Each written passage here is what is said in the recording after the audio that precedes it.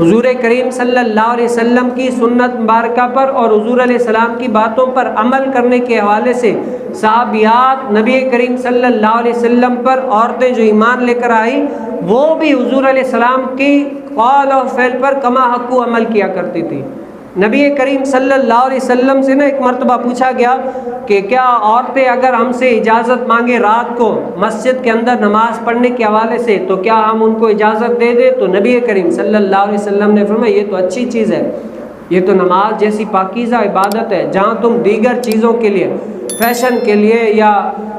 خرید و فروخت کے لیے یا دیگر چیزوں کے لیے عورت کو اجازت دیتے ہو وہ کر کے آتی ہے، تو اللہ کی عبادت کے لیے کیوں منع کرو گے؟ دو اجازت تاکہ وہ جائے اللہ کی عبادت کرے، ریاضت کرے۔ اس ٹائم پر ابھی تک مسجدوں میں عورتوں کو منع نہیں تھا، تو حضور علیہ السلام نے فرما دیا دو اجازت تاکہ وہ اللہ کی بندگی کرے، اللہ کو یاد کرے۔ لیکن جیسے جیسے دور گزرتا گیا حضور علیہ السلام نے اجازت دی۔ اس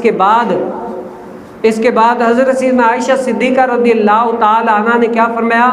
کہ یہ جو عورت بن ٹھن کر ایسے کام کاج کیے جو ناپسند تھے، ناگزیر تھے، تو حضرت سیدنا عائشہ صدیقہ رضی اللہ تعالی عنہ نے فرمایا کہ یہ عمل اگر حضور علیہ السلام ان عورتوں کا دیکھ لیتے نا تو حضور علیہ السلام یقیناً ان عورتوں کو منع کر دیتے کہ اب تم مسجدوں میں نہ آؤ، جو کہ اس کے بعد حضرت سیدنا عمر بن خطاب کے دور میں عورتوں کو مکمل پابندی لگے کہ تم کیا ہے نماز گھر میں پڑھا کرو۔ اور پھر حضور علیہ السلام الغرض بات کرنے کا مقصد جہاں پر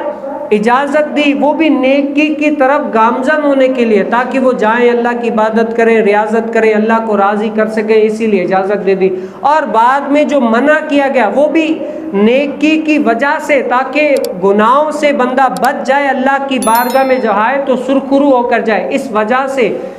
یعنی جائے۔ تو الغرض صحابہ کرام اور صحابیات کا مین مدعا کیا تھا؟ اللہ اس کے رسول صلی اللہ علیہ وسلم کی رضا والے کام کرنے کی، تاکہ ہم جو کام کریں اللہ کی رضا والا اور ہمیں کیا ہے ثواب ملے اور اللہ تعالی ہم سے راضی ہو جائے، رضی اللہ عنہم ورضوا عنہ کے مصداق بن جائے۔